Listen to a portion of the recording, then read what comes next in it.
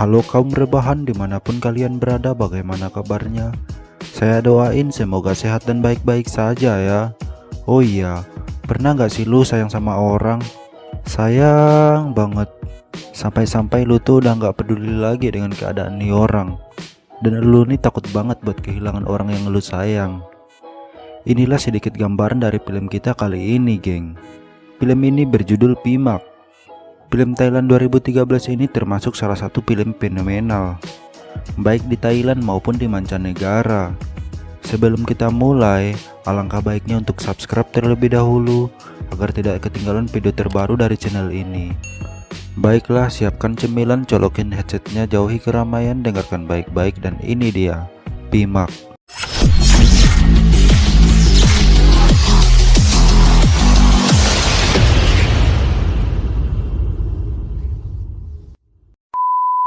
Di awal film memperlihatkan di sebuah gubuk ada seorang perempuan yang cantik.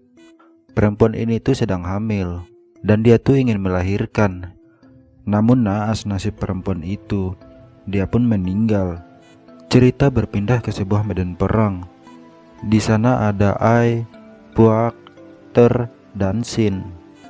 Terlihat beberapa prajurit berkeluh kesah tentang nasib mereka yang terkotang-katung, tidak ada yang menyelamatkan. Ditambah lagi, kawan mereka yang bernama Mak ini tuh kembali ke camp dengan kondisi terluka parah. Melihat wajah kawan-kawannya Lisu dan Lunglai, salah satu prajurit yang rambutnya kayak belahan pantat ini pun menyemangati kawan-kawannya supaya mereka tetap berani melawan walaupun mereka kalah jumlah. Sontak satu camp pun langsung bersemangat dong. Mereka pun langsung mengacukan samurai mereka dan melakukan penyerangan.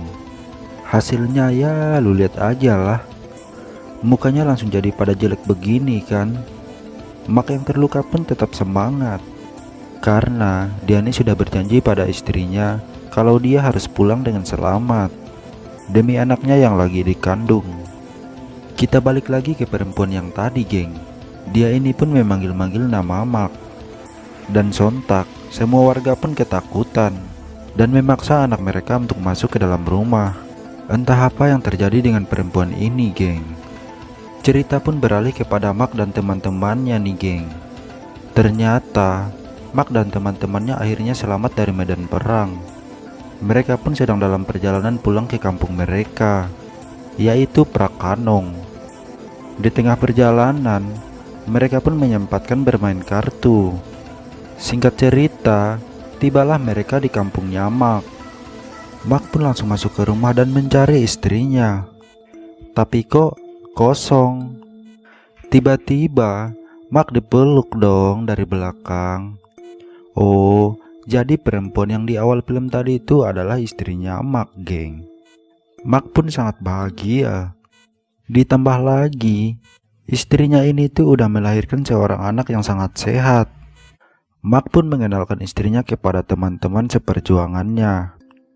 Teman-temannya pun langsung terpana dan terlihat iri, bos, karena si Mak ini jago juga dalam mencari bibit unggul.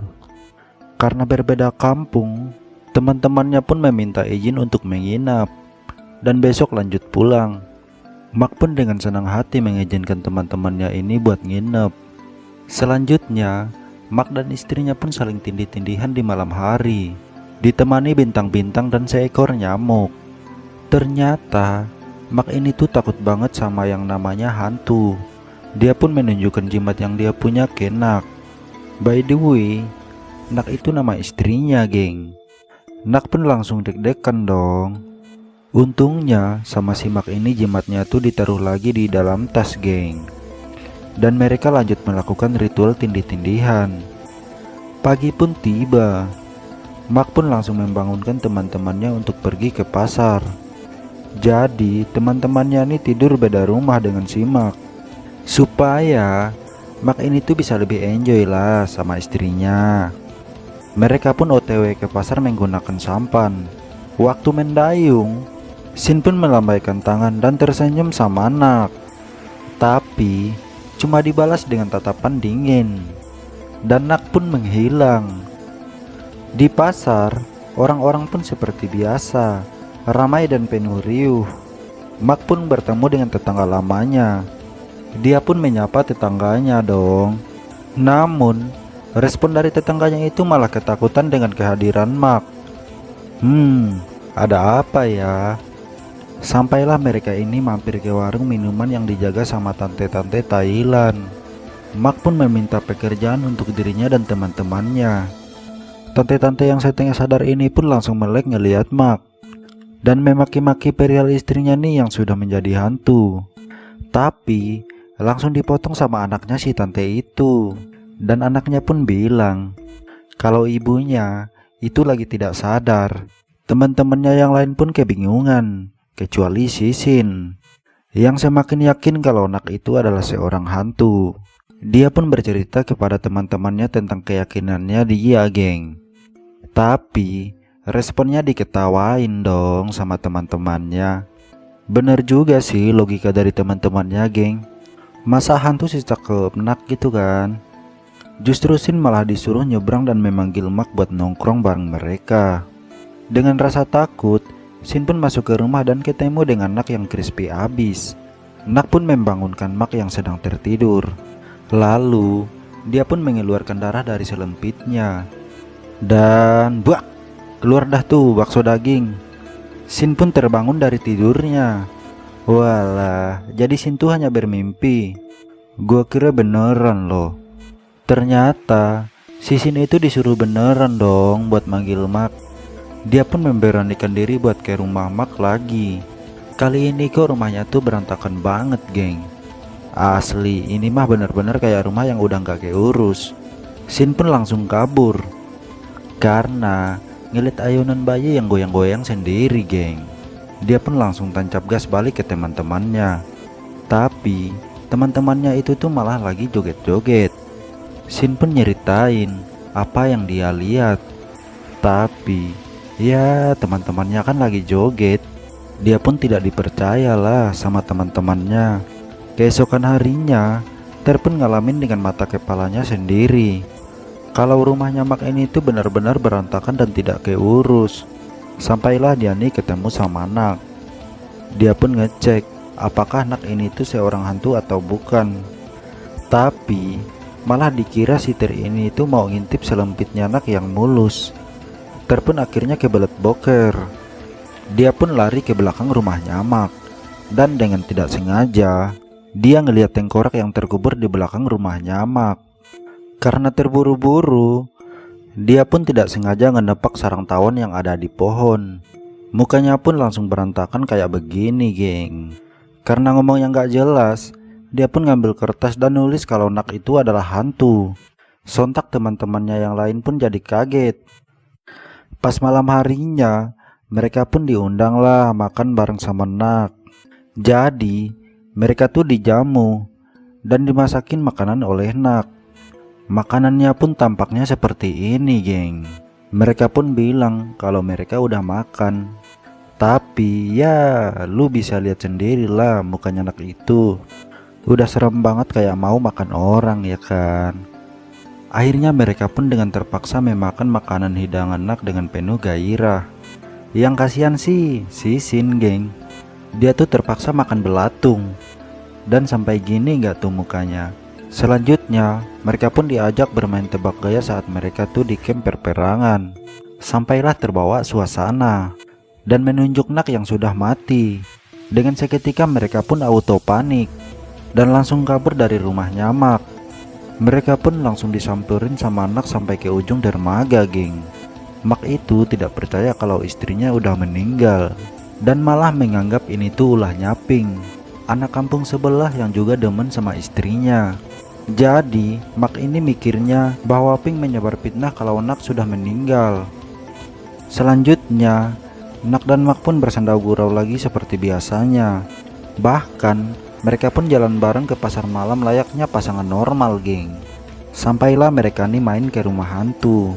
Saat di rumah hantu, Mark pun diculik lah sama teman-temannya. Tapi Mark pun sadar kalau Nak itu udah nggak ada.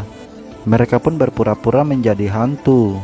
Lihat aja lah, yang satu jadi kuntilanak, yang satu jadi kuyang, yang satu jadi tuyul nggak tuh. Singkat cerita, mereka pun kabur di tengah hutan. Mak pun mengerang kesakitan karena luka di dadanya tuh kambuh.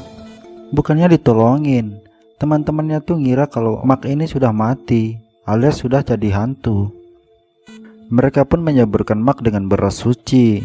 Terus Mak pun ditinggal sama mereka.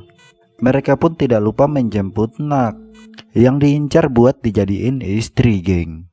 Mereka pun kabur menggunakan sampan. Pas di tengah perjalanan, mereka tuh dicegat lah sama Mak.